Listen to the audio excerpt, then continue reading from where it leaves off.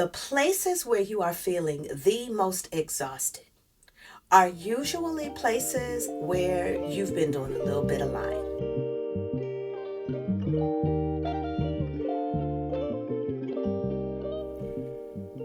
Hello, hello. It's Samara welcoming you back to the Full Grown Life.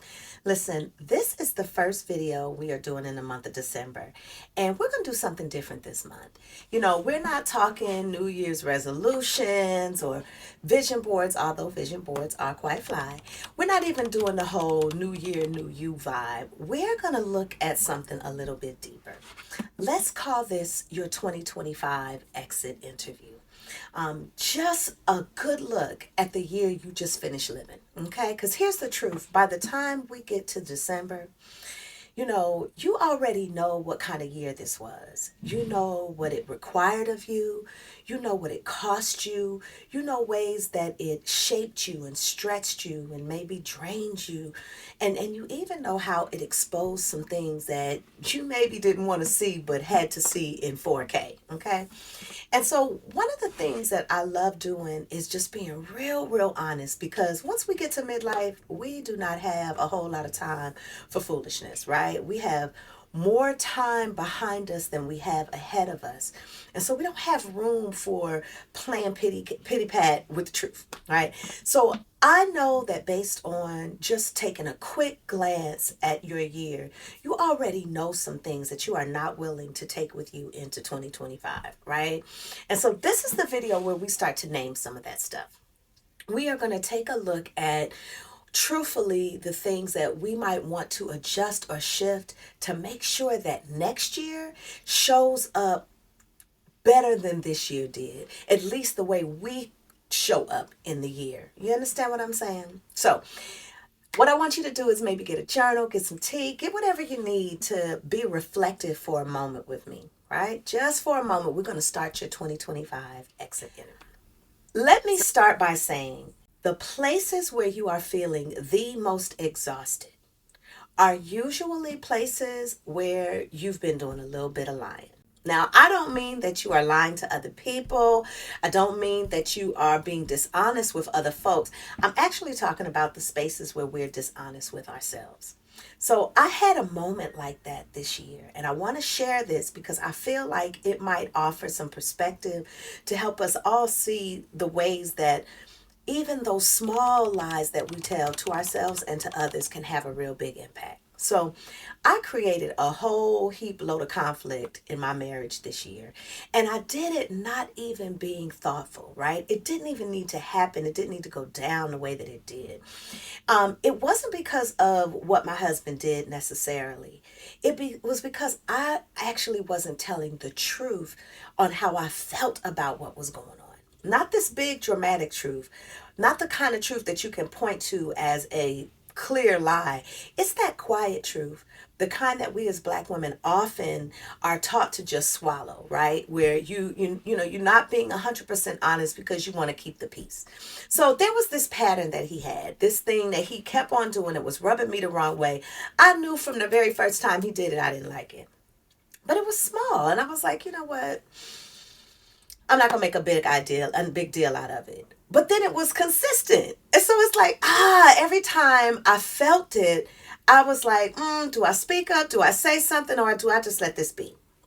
Well, I chose to just let it be for a little while because I was like, I don't want to overreact. I don't want to make it a thing. Just let it go, right?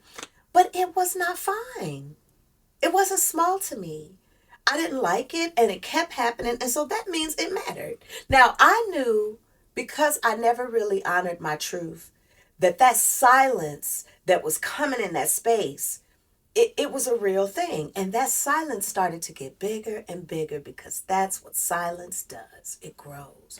And so I started being a little irritable, started being a little resentful. My energy, my tone got a little sharp, right? Now, eventually, this turned into a full-grown argument that neither of us needed to have happen. We didn't deserve it. It didn't have to go down like that. And the whole time I was sitting here thinking, now, if I had just been straightforward and told the truth the first time, we could have avoided all of this, right? Could have just avoided all of this. We wouldn't be here. And so here's the part that I want you to hear. The conflict didn't end with the argument. It ended when I told the truth. Because a lot of times the conflict is within us. When we're not being true and honest about how we feel, the conflict is not actually with the other person and their behavior and their choices. So I had to sit with me first. And I had to admit, you know what? I lied. I lied when I said I was okay with something I wasn't okay with. I abandoned myself. I didn't protect my own best interest. And now here we are both paying for the silence, paying for the problems, right? And so I went to him and I was like, all right, let me take responsibility for my part in this, right? Because accountability looks like that. If you recognize that you have shown up in a way that's been problematic, especially in a relationship that matters to you, you got to be honest about what you noticed. Call a thing a thing. Like sometimes we're so busy trying to hide or be, defensive that we won't just come clean and say, okay, let me tell you how I played a part in this. And so I did. I was like, I haven't been honest about how I feel. I didn't speak up when I needed to. I said I was fine when I wasn't fine. And then I said, you know, this is what I need to have happen as we're moving forward. And you know what happened because of that? He listened. He heard what I had to say. He received what I said. He held space for the truth that I was sharing with him. Okay. And for the first time in that entire situation, I really felt supported. And here's the lesson I learned from that: it's hard for people to take care of us when we aren't telling the truth about what we need. I don't care how intuitive, how connected, how much someone loves you. If you're not being real about how you feel, there are going to be spaces in there where you're abandoning yourself, and that self abandonment leads to you not being cared for. So when we aren't being real, nobody knows how to show up, right? And when we stay quiet, nobody even knows that something's bothering us or hurting us. They kind of have to read our body language and figure it out. And that's a lot of effort required when we can just do the brave work of being honest about how we feel. So no more pretending that we're fine, because nobody knows what to adjust to if we think that if we're saying we're fine. And so the lie that I told to keep the peace was actually the lie that disrupted it. Mm. And the truth that I told that I thought was going to be disruptive is what actually brought the peace back. So that was one of my biggest revelations this year. Like it was huge for me. And so I'm wondering for you, what has 2025 actually been showing you? Let's talk about your year. What has it revealed to you? And this isn't about judgment. I think judgment is such a waste of time, because what's the point of feeling bad about the things that we're trying to improve, right? Like, I'm working on it. That's why we're talking about it. So let's just be real honest. We don't have to kind of do the judgment thing. Just be real honest.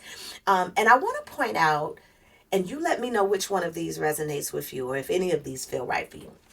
I'm going to point out 5 patterns that I see happening over and over again with Black women that are in midlife, right? Like this is a thing for us. And every single one of them, I think, shows up this month, shows up all the time, but I know they show up this month because there's some special stuff that starts happening in December. And so the first one, we're going to call this an emotional overdraft. Right? This is where you spent the entire year giving from an almost empty cup, and now them overdraft fees are showing up, right, in your capacity to continue to hold space where you really don't want to, in your ability to kind of bounce back emotionally from things that are problematic. So let's just call that emotional overdraft. You are over it. Overdraft. That's one pattern. See, the second one is boundary drift. These are times when you did set a boundary. You did speak up. You weren't like me earlier where you didn't tell the truth. You told the truth, right? But you didn't hold the boundary.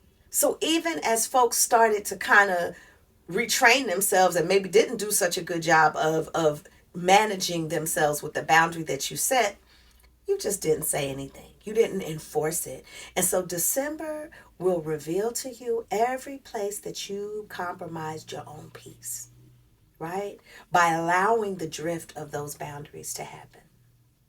The third area, and this, we do this a lot, and I've talked about it just a moment ago in my story, shrinking to keep the peace.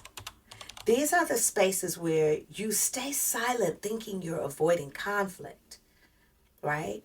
And now your body is carrying the cost of that silence. Your relationships feel cold because the spaces that you are not being honest are creating space between you and the folks that you care about, right?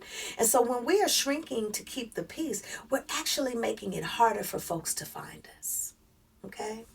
And this leads to us carrying more than we can hold. Like, if you held down your family, your job, your community, your church, your kids, your parents, your friends, your sisters, your neighbors, like all of the holding down, your nervous system is starting to realize at the end of the year, I am tired, right? And that's when we're carrying more that is ours to hold.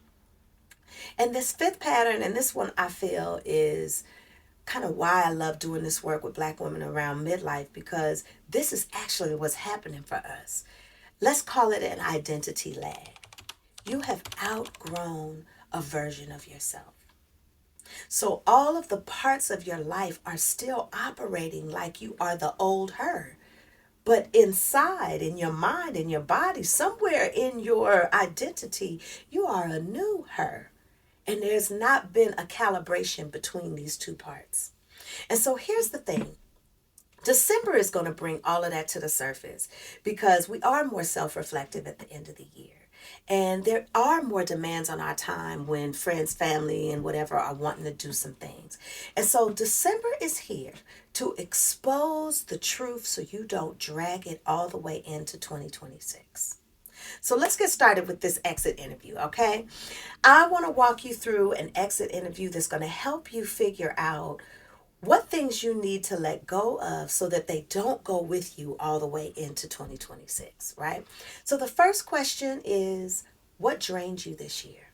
And I want you to be honest, right? Like, if you're really just being true, it doesn't mean that identifying what drained you means you got to do something about it tomorrow, but at least know what has drained you, right? Like, I at least want you to know. Some things are a fountain, some things are a drain. What was a drain for you this year? Just name that thing that wore you all the way out, okay? Now, number two. This to me is one of my favorite parts of the exit interview because this is where we get a whole lot of potential for setting 26 up for success. Where did you abandon yourself this year? Where were there places that you avoided being honest, didn't tell the truth? A conversation you tried to, skip past, right? A place where you got real small, knowing that it was time for you to stand up, but you did not. So ask yourself, where did I abandon myself in 2025? Okay. Now, number three, and this is the good stuff. What am I refusing to carry into 2026? I mean, you don't have to handle all of the things, but what one thing are you just not willing to keep on doing? This is the kind of question that changes your life, right? These are the questions that allow us to feel empowered to make small shifts in life that have big results. Because naming what you are done with creates space for what you are welcoming in. Naming what you are done with creates space for what you are welcoming in. And so right now, this is the moment when your new year begins. And I want you to be thoughtful. You know, what am I no longer taking with me into 2026? So the truth is, midlife asks this question of you over and over again. A lot of times people feel like midlife is a breakdown, and I actually feel like it's just a transition into a truer, more authentic version of ourselves. Because midlife is going to ask you to tell the truth faster. Midlife is going to ask you to hold yourself with greater compassion, self-compassion first and foremost. Midlife is going to kind of ask you to build your capacity so that you can have the life that you want. And if that means stretching yourself in some slightly uncomfortable ways, midlife is like, bring all the smoke. Midlife is going to ask you to stop carrying people that aren't willing to carry themselves. Oh, one day I'm going to talk about that, especially with our grown children. We got to talk about this one. Midlife is going to ask you to stop shrinking yourself to keep relationships comfortable, but they're not feeding you, right? Midlife is when we are no longer interested or willing to play small. And with midlife ultimately is when it's time to stop dragging old versions of yourself into new seasons. It just doesn't fit anymore. So this is the season where you stop negotiating with your own, sense of well-being. You stop negotiating with your spirit. You call a thing, and you do what needs to be done for you to take care of yourself. So if 2025 revealed anything, it's kind of revealing the places where you need to be more honest with yourself. And honesty, that kind of honesty, that's the foundation for creating a beautiful year for yourself. So here's your assignment before the year ends. Please tell the truth. Please tell the truth. First to yourself and then bravely to other people that absolutely need to hear it. And if you're not 100% sure of what that truth needs to be, or if you're still kind of figuring it out, but this video resonated with you, just know that we're here as a community. The full grown community is here to support you in doing that deeper work, right? Like, I believe that safe spaces for Black women to speak their truth is so therapeutic, it's so healing, it's so sisterhood, it's so community. And so that's why we've created those spaces. Not only do we have a program called Being Brave, where midlife Black women are literally doing the work of becoming brave enough to create the second half of their lives, we also have some Sunday reflection moments where you can kind of be a part of a room that is honest, full of Black women that are not having to perform or act like they're okay when they're not, and really sitting with some of these questions to make sure that you are preparing yourself for the next half of life. Listen, none of us are getting out of here alive. And the closer you get to 50, 60 years old, the choices that you are making now determine the quality of your life in that second half. And so I am inviting you to choose more. If there's any part of this resonated with you, please let me know in the comments. I love, love, love hearing from folks. Share it with a sister that you know needs to hear this. And ultimately, make one move in your life to be more authentic, more honest, more real, more true to yourself so other folks can love on you right. Take good care and I'll see you next time.